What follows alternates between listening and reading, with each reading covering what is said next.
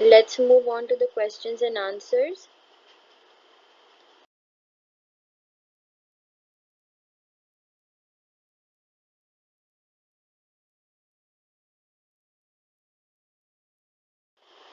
Question number 7. Why was Napoleon standing with neck outthrust? What was he waiting for?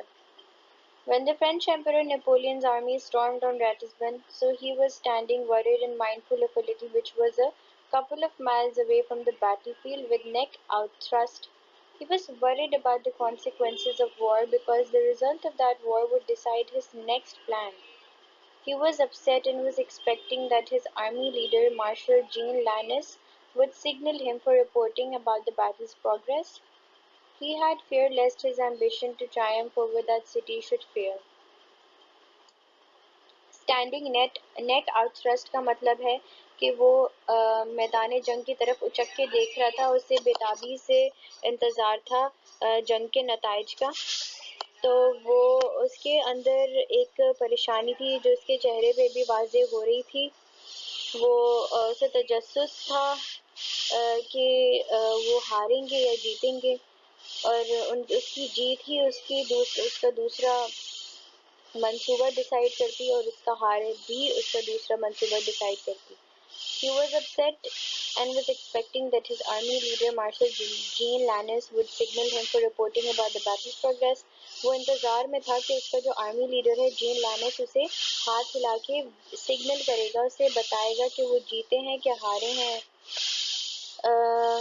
उसे बस ये डर था कि उसकी ये ख्वाहिश जो है जर्मनी के सिटी राटिसबन को शिकस्त देने की, वो कहीं रद्द ना हो जाए, वो कहीं उसके जो मंसूबे हैं वो ज़मीन पे ना गिर जाएं। What news was brought to Napoleon Bonaparte? How did he react to it? Napoleon Bonaparte को क्या खबर लाई गई थी, वो किस तरह उन्होंने रिएक्ट किया?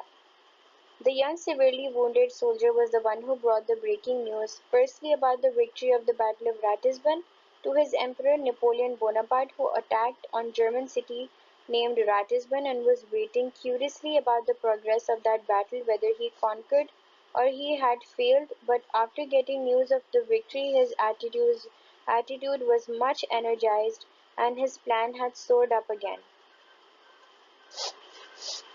नेपोलियन बोनापार्ट के पास जैसे ही वो सिपाही आता है, नेपोलियन बोनापार्ट कुछ वक्त के बाद ही ये नोटिस कर लेता है, ये देख लेता है कि वो बुरी तरह से जख्मी हुआ है।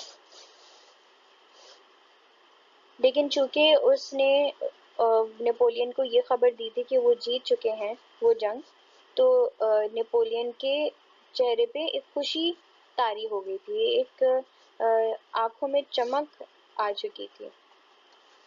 जैसे ही वो ये देखता है कि उसके बराबर में खड़ा सिपाही इतनी बुरी तरह जख्मी है और वो उसके अंदर इतनी भी ताकत नहीं कि वो अपने पैर पर सीधा खड़ा हो सके, उसके चेहरे पर एक उदासी छा जाती है। तो उससे पूछता है कि क्या तुम जख्मी हो, जिसका जवाब ये आता है कि नहीं सायर, मैं जख्मी नहीं हूँ, मुझे मार दिया गया है।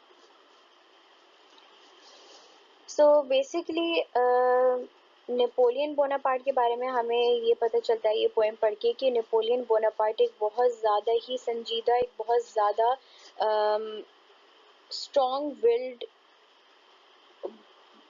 एम्परर था।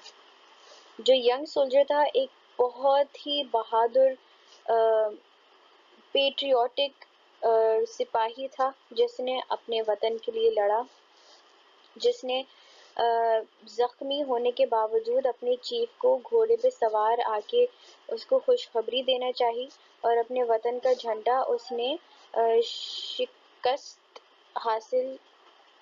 शिकस्त देके उसी शहर में उस झंडे को लहराया और अपनी बहादुरी का एग्जाम्पल दिया। जब हम ये पोएम पढ़ते हैं हमें अपने अंदर भी ये सारी क्वालिटीज़ लाने का जज्बा पैदा होता है। ये पोएम एक बहुत मॉरल से भरी हुई पोएम है। अगर हम इस पोएम को डीपली पढ़ें तो हमें अंदाज़ा होता है कि कई ऐसे लोग हैं जिन्होंने अपने वतन के लिए इतनी बड़ी बड़ी कुर्बानियाँ दी।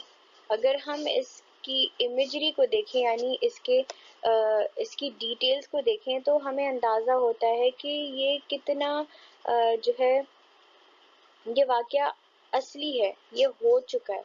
हमें अंदाज़ा होता है कि कितनी बहादुरी से उसने ये सब कुछ किया अपने वतन के लिए। तो अब हम इस पोएम के एंड पे आ चुके हैं। I hope you guys understood whatever I have explained to you. If you have any more questions, feel free to email us. Thank you.